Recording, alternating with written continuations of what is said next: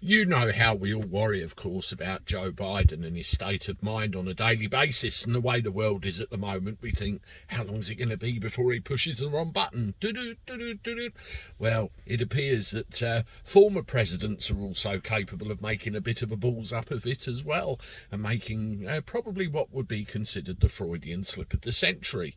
Here I give you President George W. Bush. Oh, he is 75, you know.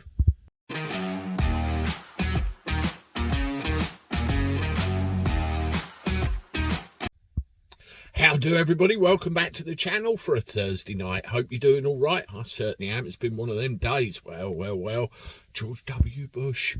You know, we're all in the wrong job here. You get a position of power like President of the United States or Prime Minister of Great Britain, and you can go round the lecture circuit making thousands of pounds or thousands of dollars, in some case millions, listening to the sound of your own voice. They must absolutely love it. I mean, Tony Blair is one that springs to mind straight away.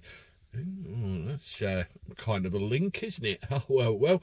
George Bush gave a speech at his presidential centre in Dallas, and, you know, he's made a complete balls up of the whole thing. Listen to this.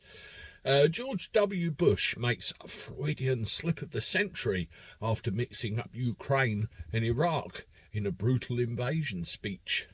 Oh dear. He must have things on his mind, the poor man. The 43rd President, George W. Bush, made the Freudian slip of the century during a speech at his presidential centre in Dallas. It came as he referred to the wholly unjustified and brutal invasion of Iraq, when he intended to be talking about Putin's invasion of Ukraine. Oh, the irony. Discussing the military assault, he said, "The result is an absence of checks and balances in Russia and a decision of one man to launch a wholly unjustified and brutal invasion of Iraq." Whoopsie. He then shook his head and amended his faux pas. I mean, of course, Ukraine, seeking to, inject a bit of humour into it. He said, "Well, I am 75.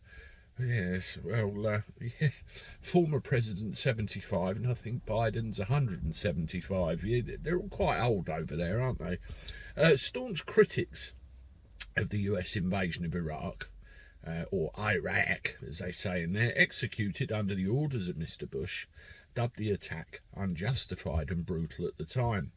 The premise of the preemptive invasion was the understanding that Iraq's leader possessed weapons of mass destruction, or WMDs. However, no evidence of that was ever found. Nearly 5,000 coalition troops lost their lives in the conflict, and tens of thousands were killed. George W. Bush didn't do a Freudian slip. He did a Freudian confession, tweeted US actor John Fugelsang. Who the hell's Fugelsang? I never heard of him. Another user wrote, "Holy smokes, George W. Bush, with an all-time Freudian slip." Andrew Stroline from Human Rights Watch tweeted, "Freudian slip of the century." Another tweeted, "The only constants in life are death, taxes, and George W. Bush being completely unable to finish a sentence without owning himself." Yes, I'd say.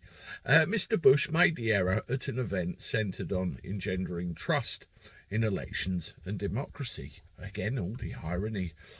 Speaking about the Russian conflict in Ukraine, Mr. Bush said that the leader of Ukraine was a cool little guy and the Churchill of the 21st century. I'm not so sure about that comparison, really, but yes, he did drop himself right in it there, didn't he, and backtrack very nicely indeed. Anyway, I'm off. I'll see you, tomorrow. Toodaloo.